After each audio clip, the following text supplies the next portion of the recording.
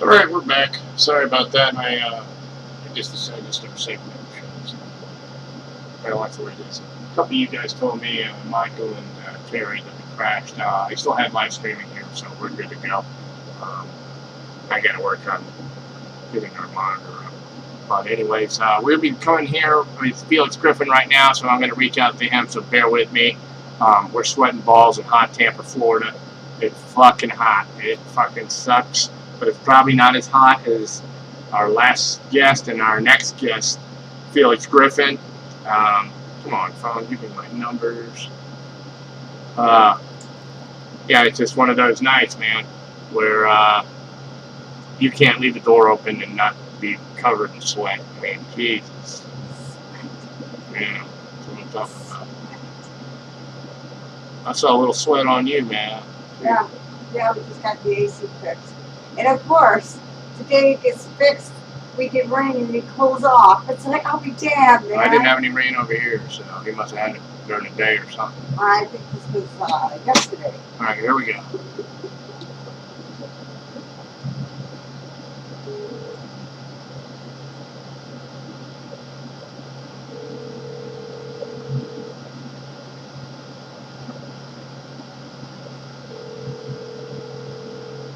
Hello? Hello, Felix. It's the ED Show Fanzine. How are you? Good, how's it going? Good, brother. How are you? Good.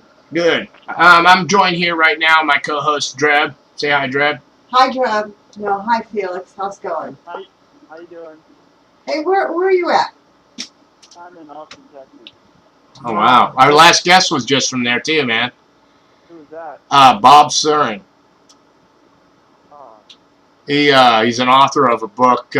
He's been involved in punk rock and stuff. His book is basically a book about how he had to quit punk rock, pretty much. It was too much a part of his life. Basically, he decided to sell all his punk rock records, made 6 figures off selling all that stuff, and sold everything he owned after he lost his wife because it took too much of his life, and decided to start from scratch and move to Central America. And he just moved back to Austin. He's starting all over, and he wrote a book about it. So each chapter is based on a song, and the song has some type of symbolism to an occurrence in his life. So it's kind of cool, interesting thing, you know. that's a bummer, man. Yeah. Still, at least he came back, you know. Yeah. He's vinyl though, man. Shit. Yeah, he said he had 3 vans full, man. So imagine selling 3 vans full of music and a couple other punk rock items that make 6 figures. That's quite a big collection. Yeah. I don't know anybody that's got that much. So what part of Florida are you guys in? we're Clearwater, the Pinellas County. We're right across from Tampa. I know you've been here. Yeah. Yeah. While, yeah. Yeah, man, I've seen you plenty of shows here. I can remember seeing you at the Cuban Club in Ybor City. There was one place that we played that was like outdoors. Yeah, that would be the Cuban Club. Yeah, Oh, the okay. Yep, that was in 85 or 86. I hit the promoter in the head with a gallon of water. Yeah. That's when they first started doing barricades. I remember that. Oh, maybe it was either there or Janice Landing. I don't know. Might have been St. Pete. He was a promoter at another club, and then all of a sudden he went over to that club, and that's when they started coming up with this thing they called the barricades, and I never saw them before. And I was like trying to get people to destroy it. I don't know, there's some other stuff that was going on. I don't know what was going on, but I remember throwing a gallon of water and it hit me in the head. Oh. It's just a hard fucking water balloon, you know? Yeah. Did he have an English accent? Hmm? Did he have an English accent? Ah, fuck if I know. Yeah. That's quite a well. I think he had black hair. It sounds like somebody we know from No Yeah. Clubs, so I won't name them, but but yeah, man, we had I remember D.R.I playing the Fort Hesley Armory. I think it was a crossover tour, and that was basically a place.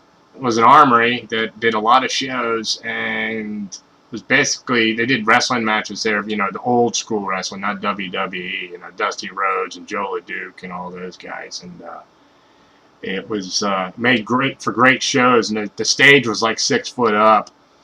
And it was you know, it was a mixed bill of some punk bands and there were some metal bands. So Right before that crossover tour, I remember before we got signed to a major label, it was like, you know, the shows were real small. And I remember staying in Gainesville for like 2 or 3 weeks, and we just played little outskirts around that city, around Florida.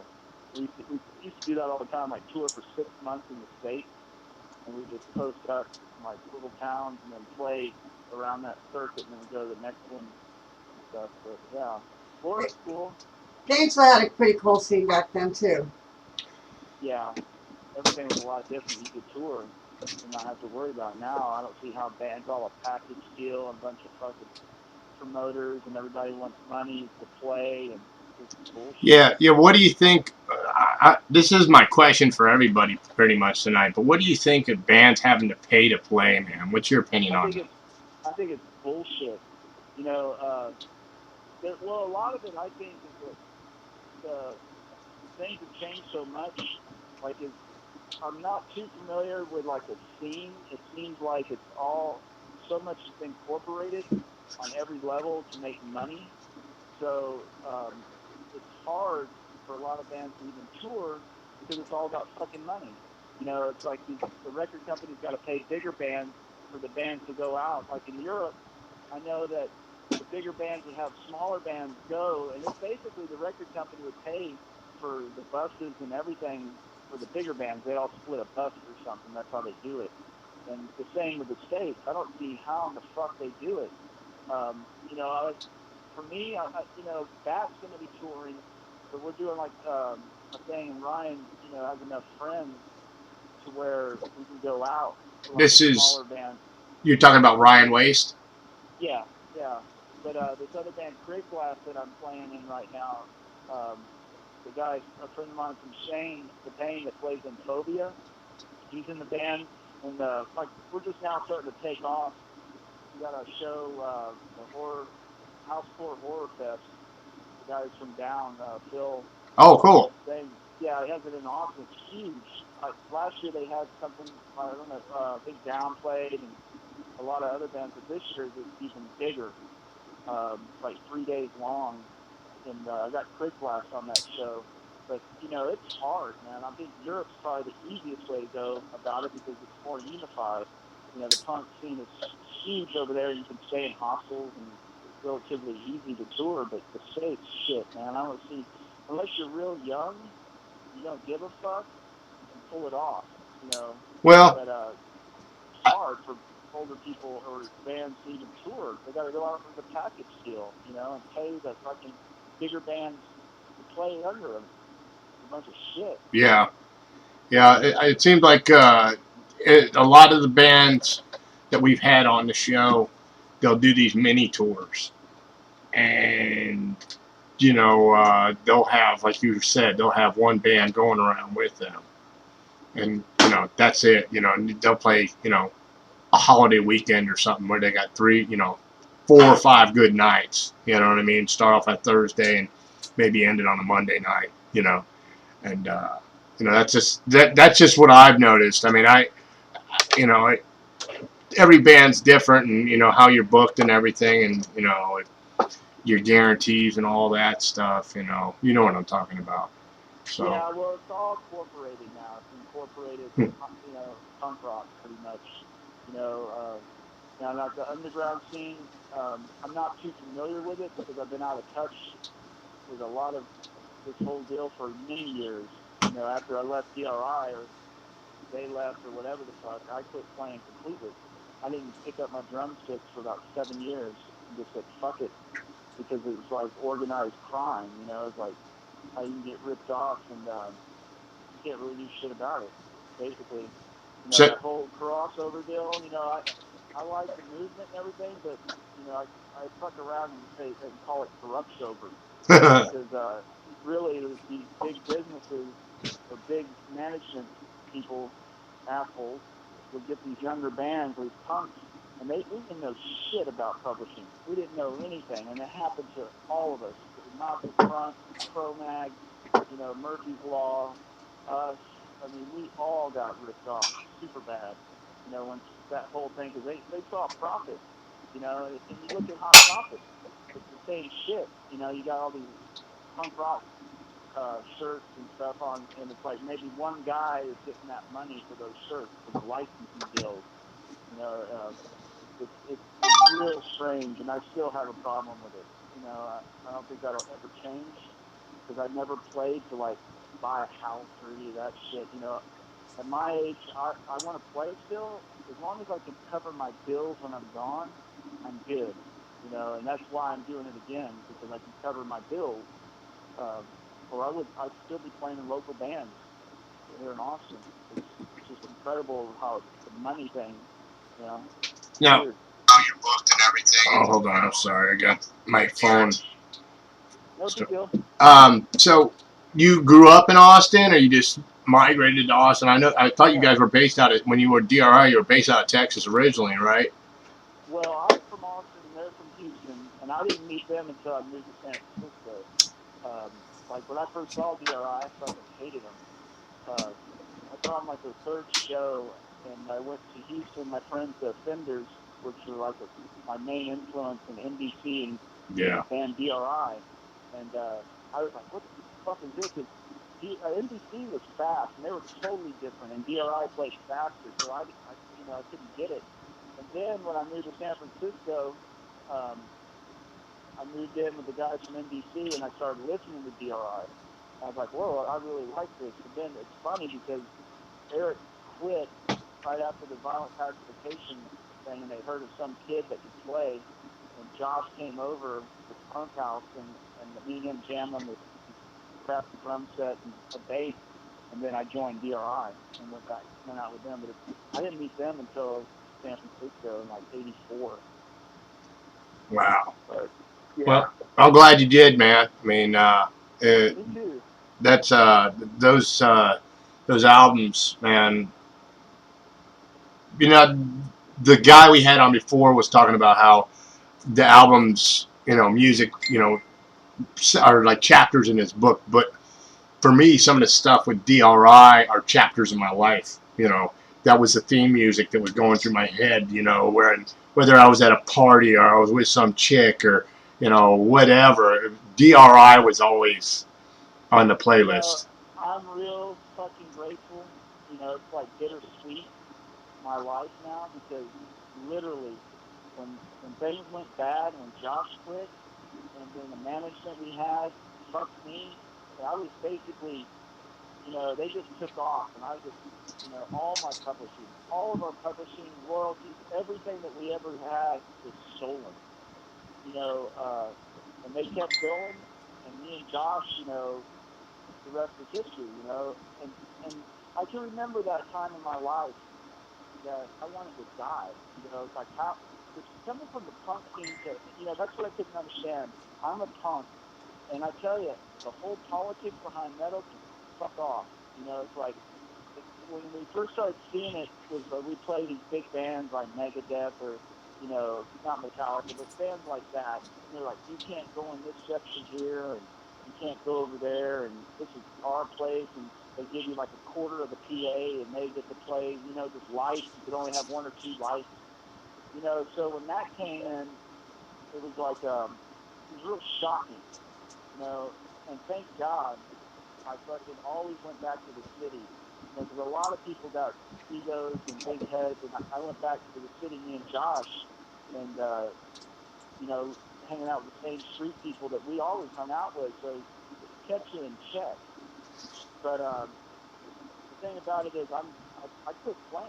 It's like nobody, you try and get an attorney, they look at you like you're a drummer, because drummers back then didn't get shit. Drummers didn't get any publishing. They didn't get any credit for the songs that helped write or anything.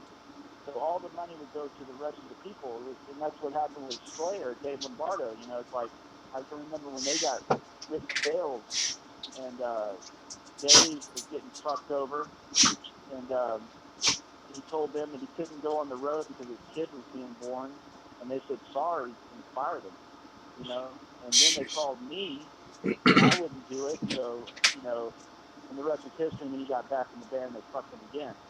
But you know, I'm very weary, and I'm super grateful now after all these fucking years and going to prison and all this other shit. It's bittersweet. You know, I'm real grateful. You know, I don't have any money, but you know, it's history.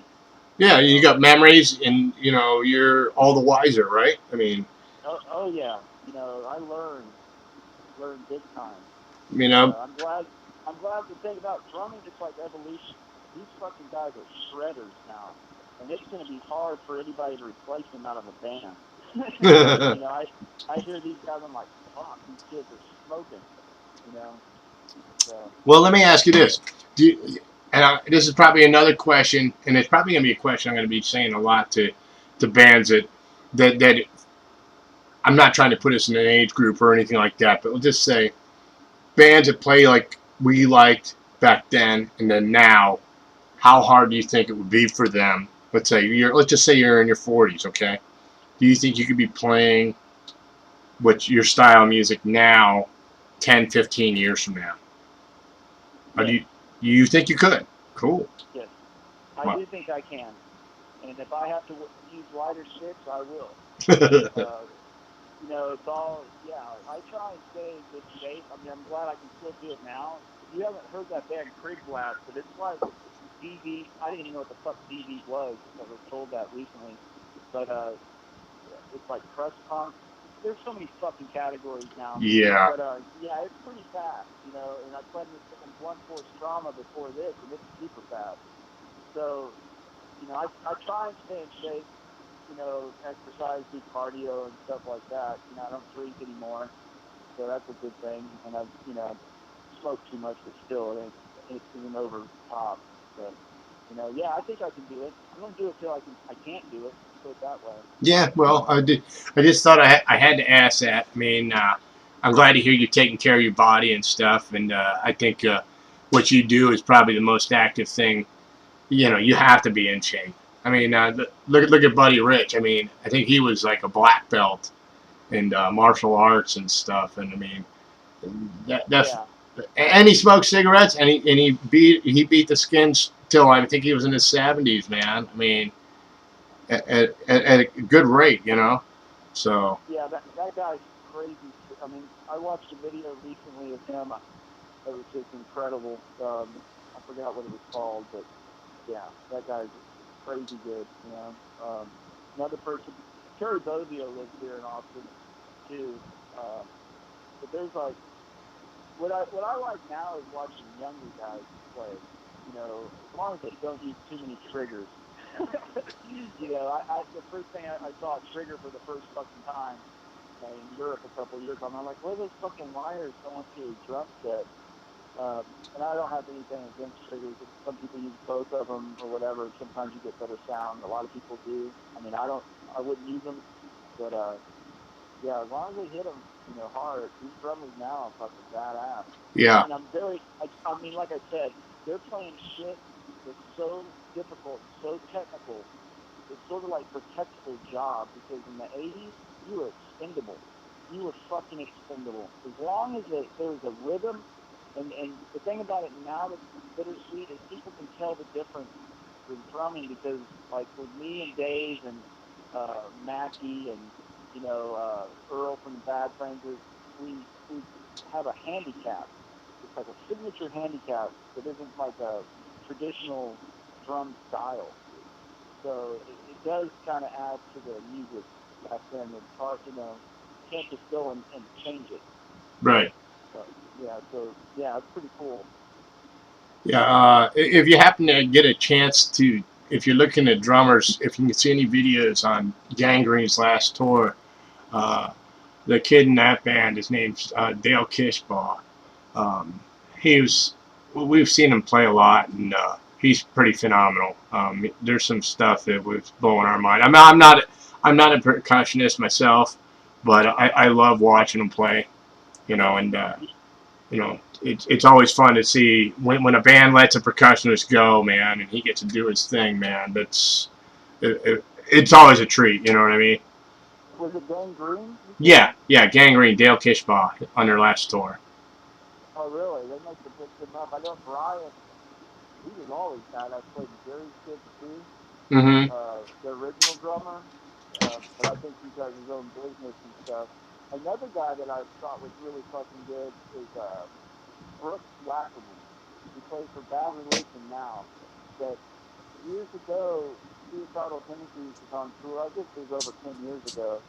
And I thought the kit was like a real basic kit and had streamers and sparklers all over it. And I was like, what the fuck is this, you know? And that dude owned that stage. I mean, he came up there. There's like 2 or 3 brothers. One's Chad Wackerman that plays with Zappa, his oldest brother. So the whole family are drummers. And this guy was fucking smoking. You know, really impressive to see him play on a little kit. But, I mean, he was the most, I mean, yeah, Suicidal Tendencies, you know, they have their history, but this guy smoked everybody on stage. It was pretty fucking cool. That's awesome, man. So when you go out and catch gigs out in Austin, I mean, you go out and watch other bands. I mean, obviously you do because you see these kids playing. But I mean, what are some of the bands out in Austin that you would recommend? The Bulimics is a punk band that's really good. Band called God damn it, I got it on the tip of my tongue. There's the Low Class Rats. There's Deadly Rain. I think I've heard of them. Yeah, just, you know, bands like that. I don't really go out too much. I hang out with friends and stuff. You know, usually I always check my motives on going out because really, in reality, being around a bunch of fucked up people that I don't know is annoying. So I really, you know, if I have some friends come in or some friends of mine are, you know, playing, I'll go out. But usually I just chill out, you know, practice, go exercise, you know, hang out with my kids, you know, take it easy. But there's a lot of good bands, but the Austin scene is kind of weird. There's just so much going on here that I think a lot of the scenes in like Houston and San Antonio might even be bigger. Wow. Yeah, definitely. It's, there's only about 1 or 2 clubs to play here. Like I said, this town always has a festival going on, like some sort of growing so fast. So many yuppies are moving here. Bastards. Over Die yuppie scum. 100 and some people a day move here. How many? Over 150 people a day move to Austin. Wow. Remember, it sounds like you need to own some real estate, man. Oh, I wish I did. You know, now you couldn't afford it, but if I would have got it when I had my shit together, I'd be a fucking millionaire. I mean, these houses, like a regular house, you know, you rent for $400. You can get it for £1,500. Yeah, Austin's right there on the water too, right? It's pretty close to the water. No, it's right in the middle of Texas. For some reason, you got a lake right there, though, don't you? Yeah, we got the rivers around it, but it's the only Democratic county in the state of Texas. Yeehaw! Yeah. Bless those Democrats, fucking Republicans. So, Bat, you're going to be going on tour. That's your current touring band? Yes, we go on tour. I think August 6th. No, August 15th. We go on tour. And is that in the States or is that in Europe? It's the States. We go up to New York and the Northeast, and then get into Canada, hopefully. And then do a couple shows like around Richmond, and then I come home, and then I do a show with Krigblast at the House Fort Worth Fest, and then go out with that on the West Coast in November. We're playing a Tank Crimes Festival in LA. And that's in November, you said? That was November? Yeah. Okay. Yeah, November, early December. Will you be playing in San Diego? No. We'll be playing in LA, though. That's very cool. You know, how far is it from LA? 100 miles? I think it's more than that. We're in Florida, man, so Yeah, I know it's south. San Diego's south of L.A. I think it's a little more than that, though. I have a friend in San Diego, and I think she's getting into booking bands. That's why I asked. Well, let me go up to LA. I'll get him in. Okay. Hey, maybe one of our hosts that is going to be on here. He does some booking for the Bay Area, so maybe in the future, you and I keep a close touch, and let me know about where you're playing and stuff, and I'll be glad to let everybody know on our page and stuff. So that we have listeners all over, so possibly they can go check you out. And Hey, I forgot one band. It's called the Numbskulls, and the guitar player plays blunt force trauma with me, and they're fucking really hardcore. What's the name again? It's called the Numbskulls. Numbskulls. Okay. Yeah, you should check them out on YouTube. Okay, definitely. Maybe I can play some of them tonight. But yeah, we love playing stuff. So if you guys got any videos or anything, Felix, shoot them over to me, and I'll play them next week or this week if I can do it. If I got time tonight. Tonight is pretty crazy. We got a pretty big bill after you. Oh hell yeah! You got Keith on here, and that's pretty cool. Yeah, man. I don't know how I did that. A good friend of ours was able to hook us up, and I've been trying to get him for a long time. I'm happy to have you, man. I mean, it's a real treat to have somebody from a band you grew up with on the show. I try to, and I mean this sincerely. D.R.I, man, fucking. I've got a lot of D.R.I shows in the past, and I was thinking about it today, trying to remember like certain episodes, and then it all became a blur. It was like, okay, no. I enjoyed it. You always had a good time at D.R.I show. Yeah, exactly. Yeah. That you had some of the. It was a lot of fun. Yes. We got together the 80s lineup, and we did 5 shows in 2013, and hopefully we're talking to next year's 30th anniversary of Dealing With It, and doing some shows that playing the whole Dealing With It album. Talking about like LA and San Francisco, I think New York, maybe Florida. The more people that go and bug them, the better it will be. So cool, man. Well, keep in touch with me on that, man, and I'll blow the fucker up, man, if I can, man. Get it out there, man. I'd love to see that. And I'm happy you're still alive and kicking, man. We're glad to have you here, man, on our show, and I want to have you back, Felix. I mean, you're a cool motherfucker, just so you know, man. Thanks, man. This is a real honor to be doing this shit. Really, I'm really grateful that I'm still around, because the way I live and the way a lot of us live, I'm glad I made it this far. It was no joke back then. It was living in San Francisco on the punk scene. Anyway, like we didn't. No offense to the people in the East Bay. I mean, that was a total different deal. But living in the city, the punk life was fucking hardcore. And the same in New York. Lower East Side Manhattan. I mean, of course, things have changed a bunch. Both cities have, yuppified majorly. But yeah, man, I'm so fucking grateful to even be doing this interview. Hey, we're real grateful to have you on the show, man.